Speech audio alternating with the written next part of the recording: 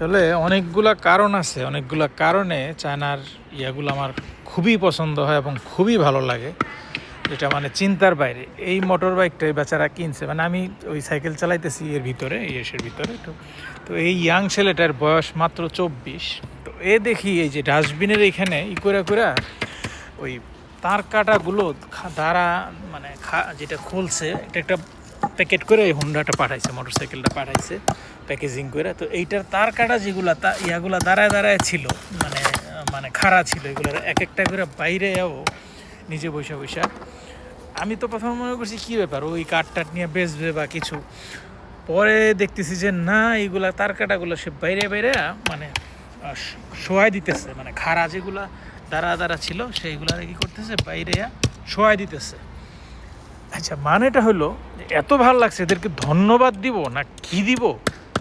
আমি ভিডিওটা করে হাতে এনেছি এই কারণে, প্রথমে দাঁড়ায় আমি মোটর সাইকেলটা দেখতেছিলাম যে কিনলি, কত দিয়ে কিনছস, কি আসে বিষয়ে ওর সাথে কথা বলতেছিলাম। তো চাকাগুলোও খুব বড়, হ্যাঁ, খুব বড় চাকা, খুব ভালো, খুব সুন্দর জিনিস। তো কথা বলতেছিলাম, তো আমি চলে দিতেছি, এর মধ্যে দেখি যে আমি কী করলাম যে তুই তাহলে এগুলো সবগুলো কেন একটা একটা করে করতেছিস, এই কাঠগুলো কি তুই বিজবি? কয় না, এগুলা আমি করে দিতেছি, এখানে বাচ্চারা দৌড়াদৌড়ি করে খেলে, এটা তো ডাস্টবিনে হয়তো রাত্রে নিয়ে যাবে বা সকাল নিয়ে যাবে, কিন্তু এখন এগুলো তো ডাস্টবিনে ভরা যেতেছে না, তাহলে রাখতে হইতেছে এইখানে ফ্ল্যাট করে। তাহলে বাচ্চারা যদি দৌড় দিয়ে এসে হঠাৎ এটার উপরে পড়ে, তার কাটাগুলো যদি দাঁড়া খাড়া থাকে, তাহলে বাচ্চারা বড় ধরনের অ্যাক্সিডেন্ট হবে। বিদায় এই ছেলে এই বিল্ডিংয়ের 16 তলায় মোটামুটি ভাড়া নিছে আর কি। ও আর ওর ওয়াইফ, ও একটা কোম্পানিতে চাকরি করে, ওর ওয়াইফও চাকরি করে। তো সবগুলো এখানে বসে এই আধা ঘন্টা যাবৎ, এখানে 25 মিনিটের বেশি হবে ওখানে বসে একটা একটা করে যে বাইরেতেছে এখনও। তো এই যে মানে এখনও ওই যে খুলে নাই। তো এই মোটর বাইকটার হিস্ট্রি হলো, সে নতুন কিনে নাই, এটা পাঠাইছে তার জন্য করে, নতুন কিনে নাই, হালকা বৃষ্টি হইতেছে, যে দেখেন ভিজা। তো নতুন কিনে নেয় বলতে সেকেন্ড হ্যান্ড কিনছে। সেকেন্ড হ্যান্ড বলতে মাত্র 2000 কিলো কেউ ইউজ করছে। তো বলতেছে যে আসলে আমি তো ওই যে বাড়ির থেকে এখানে আসছে, আর থাকবে টিয়া করে আবার চলে যাবে, দেশের বাড়িতে সব আছে, গাড়ি আছে, আছে।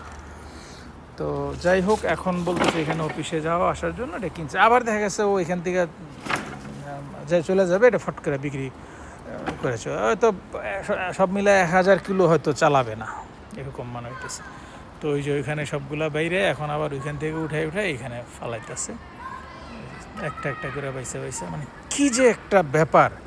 এই ইয়াং ছেলে আজকে এইখানে না হইয়া, আমি মনে করি অন্য কোথাও হইলে, আমেরিকা হইলে বা আমাদের দেশে হইলে, এইভাবে কি চিন্তা করতো কোনো সময়?